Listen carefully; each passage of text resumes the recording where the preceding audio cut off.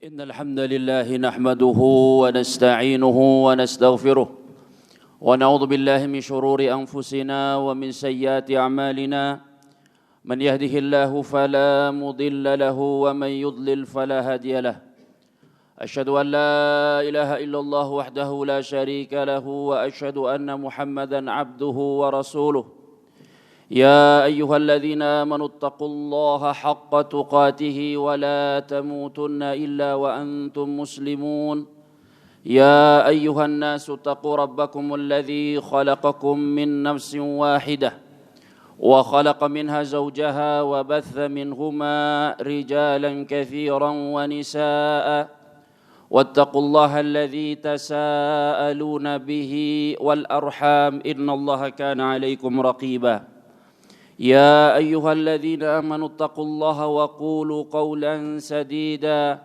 يصلح لكم أعمالكم ويغفر لكم ذنوبكم ومن يطع الله ورسوله فقد فاز فوزا عظيما اللهم صل على محمد وعلى آل محمد كما صليت على إبراهيم وعلى آل إبراهيم إنك حميد مجيد ثم أما بعد فإن أصدق الحديث كتاب الله وخير الهدي هدي محمد صلى الله عليه وسلم وشر الأمور محدثاتها وإن كل محدثة بدعة وكل بدعة ضلالة وكل ضلالة في النار.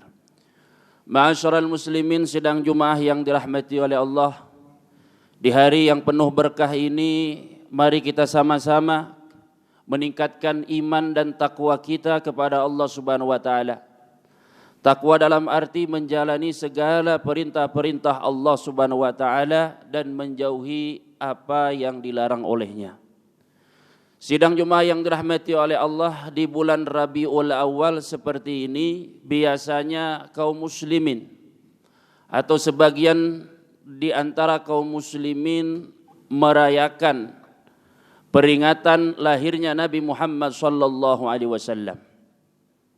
Di mana perayaan ini biasanya disertai dengan berbagai macam diskusi hangat atau juga perdebatan-perdebatan di kalangan umat Islam, baik itu di pengajian ataupun melalui media sosial dan lain sebagainya.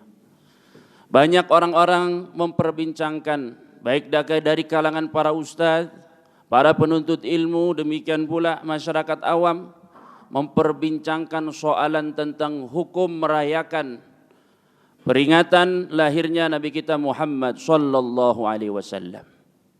Sidang Jumat yang dirahmati oleh Allah, terkait dengan soalan ini ada hal-hal yang disepakati oleh para ulama dan ada pula yang diperselisihkan. Sehingga jangan sampai kita terlalu larut dalam perkara-perkara yang diperselisihkan lalu kita lupa untuk melaksanakan, mewujudkan, merealisasikan apa-apa saja yang disepakati oleh umat Islam. Yang pertama adalah semua ulama sepakat bahwa perayaan Maulid Nabi sallallahu alaihi wasallam itu tidak pernah dilakukan oleh Nabi Muhammad sallallahu alaihi wasallam. Tidak pula pernah dilakukan oleh sahabat Rasulullah sallallahu alaihi wasallam, pun demikian ulama-ulama yang hidup di generasi al-mufaddalah, generasi yang utama, yaitu generasi sahabat, tabi'in dan tabi'ut tabi'in. Sampai poin ini semua ulama menyepakati bahwa tidak pernah satupun di antara sahabat Nabi atau satupun di kalangan tabi'in ataupun tabi'ut tabi'in yang merayakan hari kelahiran Nabi sallallahu alaihi wasallam. Sampai poin ini disepakati baik oleh orang-orang yang ikut merayakannya ataupun oleh mereka-mereka yang tidak merayakannya. Lalu kapan perayaan Maulid Nabi ini kemudian diadakan atau muncul atau lahir? Sampai titik ini para ulama berbeda pendapat. Ada yang mengatakan bahwa pertama kali yang melaksanakannya adalah para khalifah atau pemimpin-pemimpin negara dari Daulah Bani Fatimiyah yang dahulu berpusat di negeri Mesir. Al-Fatimiyun atau Al-Ubaidiyun, mereka menguasai Mesir dan sekitarnya di abad 7 Hijriah. Ketika itulah mereka atau pemimpin-pemimpin dari daulah ini kemudian menciptakan perayaan-perayaan yang diantaranya adalah perayaan Nabi atau perayaan lahirnya Nabi kita Muhammad sallallahu alaihi wasallam. Ada pula yang berpendapat bahwasanya yang pertama kali mewujudkannya atau membuatnya adalah Al-Malikul Muzaffar, yaitu Raja Al-Muzaffar yang ketika itu berpusat di Irbil atau di negeri Irak. Yang ketika itu dia atau beliau menganjurkan masyarakat untuk banyak bersedekah, untuk banyak melakukan ibadah, demikian pula menampakkan kegembiraan di hari kelahiran Nabi Muhammad sallallahu alaihi wasallam. Maka ketika itu para ulama menyikapinya dengan penyikapan yang berbeda-beda. Ada poin yang tentunya disepakati, yaitu bahwa sedekah itu adalah perbuatan yang mulia. Menampakkan rasa syukur itu adalah perbuatan yang mulia. Menambah ibadah itu adalah perkara yang mulia. Hal yang disepakati, yang tidak disepakati adalah ketika kita mengkhususkan suatu hari tertentu untuk menambahkan ketaatan, untuk menambahkan sedekah kita, dan untuk menambahkan kegembiraan kita di waktu-waktu yang terkhusus tersebut. Nah, karena itu para ulama ada yang mengatakan bahwa perkara ini walaupun merupakan bid'ah tetapi adalah bid'ah yang hasanah. Bid'ah yang merupakan bid'ah yang baik. Sebab apa yang dikandung dalam perayaan tersebut adalah hal-hal yang baik. Berupa menampakkan rasa syukur atas kelahiran Nabi Muhammad SAW. Berupa sedekah yang diberikan kepada orang-orang fakir miskin. Berupa tambahan amalan yang mana mereka dalam hal ini memiliki sandaran hukum yang barangkali bisa mereka jadikan sebagai dalil untuk mengkhususkan hari tersebut dalam pelaksanaan berbagai macam ibadah, dalam pelaksanaan berbagai macam ibadah dan ketaatan, demikian pula menampakkan rasa gembira di hari kelahiran Nabi sallallahu alaihi wasallam. Beberapa dalil mereka jadikan sebagai sandaran, di antaranya adalah bahwa Nabi sallallahu alaihi wasallam seringkali berpuasa di hari Senin dengan alasan bahwa hari Senin tersebut adalah hari kelahiran Nabi sallallahu alaihi wasallam.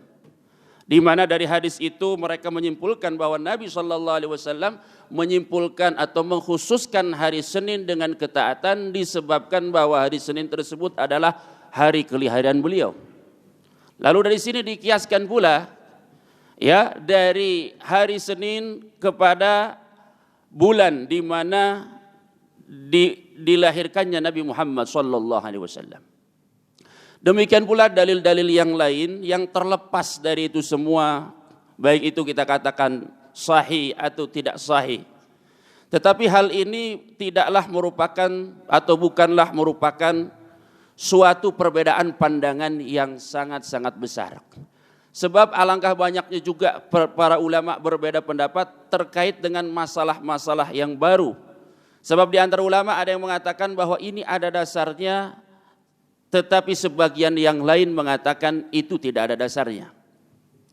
Namun yang disepakati oleh para ulama adalah jika perayaan itu kemudian dilaksanakan dalam bentuk kemungkaran-kemungkaran, dalam bentuk amalan-amalan yang mengandung kemungkaran, seperti misalnya bercampur baurnya antara laki-laki dan perempuan, seperti diantaranya lantunan sholawat-sholawat yang tidak sepantasnya dilantunkan, di mana menggunakan nada-nada dan irama-irama, lagu-lagu dan musik-musik yang tidak sepantasnya digunakan untuk melantunkan sholawat kepada Nabi sallallahu alaihi wasallam.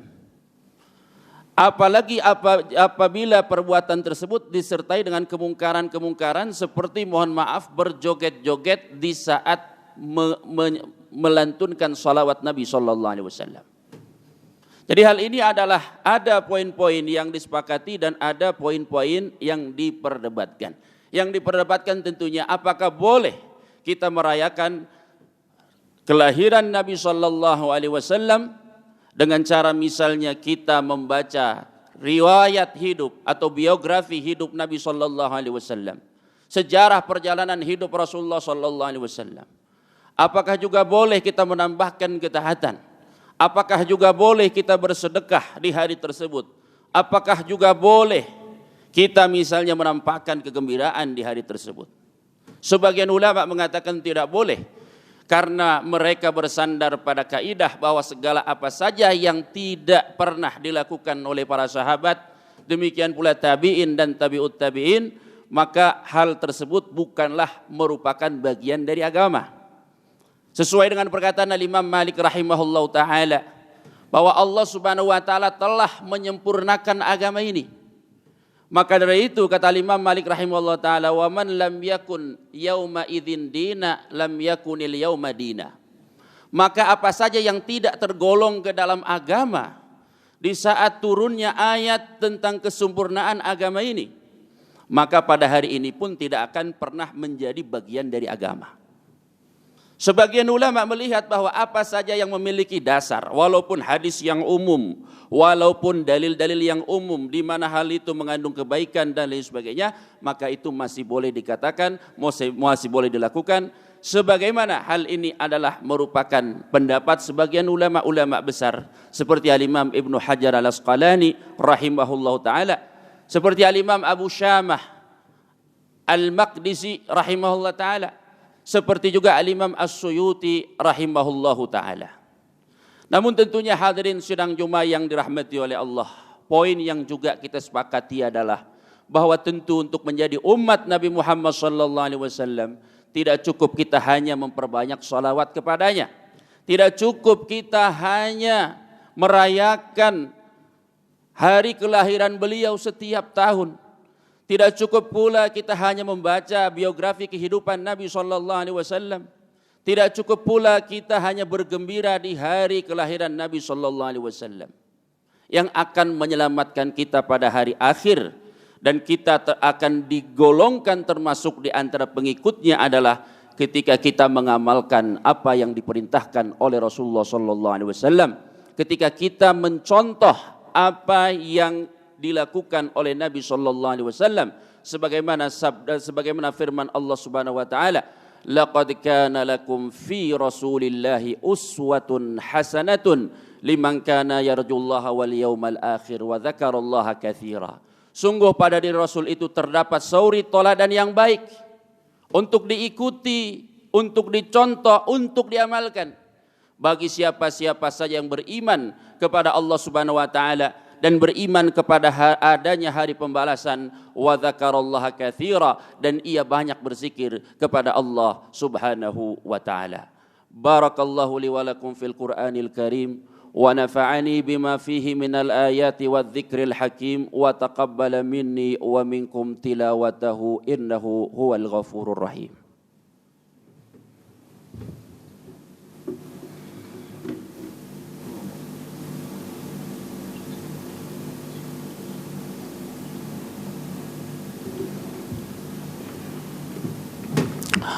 Alhamdulillahi wa kafa wassalatu wassalamu ala abdihi alladhi istafa wa ala kulli man bisunnatihi iqtafa wa iqtada amma ba'd.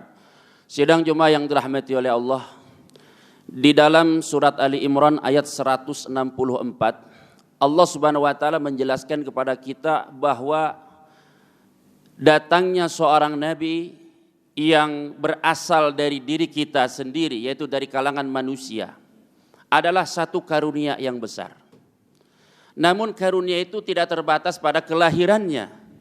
Tetapi Allah Subhanahu wa taala menyebutkan ada tiga hal. Ada tiga poin yang menjadikan kelahiran Nabi sallallahu alaihi wasallam itu sebagai suatu karunia yang besar. Sebagai kenikmatan yang besar. Yang dengan tiga poin itu atau dengan tiga perkara itu, kehidupan manusia menjadi berubah. Kondisi manusia menjadi berubah. Dahulu mereka hidup dalam kegelapan, lalu kemudian mereka terselamatkan oleh Nabi sallallahu alaihi wasallam menuju kehidupan yang terang benderang berada di atas jalan shiratal mustaqim. Nah, ayat ini perlu kita baca, perlu kita gali, perlu kita hayati agar kita sama-sama sepakat bahwa untuk menjadi umat Nabi Muhammad sallallahu alaihi wasallam itu hanya bisa kita lakukan dengan mengikuti ajarannya, dengan mengamalkan sunnahnya.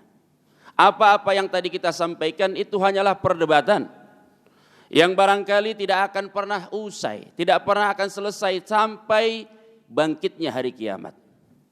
Tetapi hal yang perlu disepakati adalah bahwa kita hanya akan selamat di akhirat kelak ketika kita menjadi umat Nabi Muhammad SAW yang sesungguhnya. Dalam surat Ali Imran ayat 164,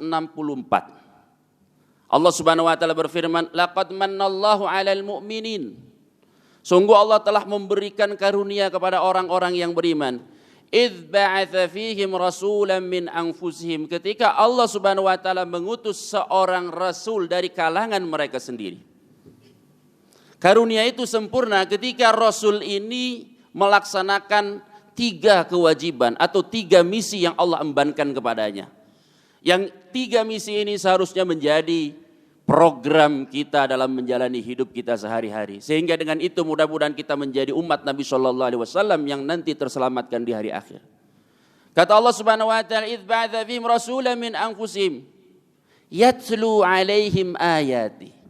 Yang pertama adalah bahwa Allah mengutus Nabi SAW, mentakdirkan seorang Muhammad itu terlahir, yang mana lahirnya beliau itu adalah suatu karunia besar. Tetapi bukan hanya saja sekedar kelahirannya, tetapi karena tugas yang beliau emban. Ya, karena misi perbaikan yang beliau bawa. Yang diantaranya adalah yang pertama adalah yatslu alaihim ayati. Yang datang kepada kalian membaca ayat-ayat Allah, membacakan Al-Quran, membacakan ayat-ayat yang berisi tentang pengajaran-pengajaran yang baik. Yatlu alaihim ayatihi. Kemudian yang kedua kata Allah Subhanahu wa taala, wa yuzakkihim, dan mensucikan mereka.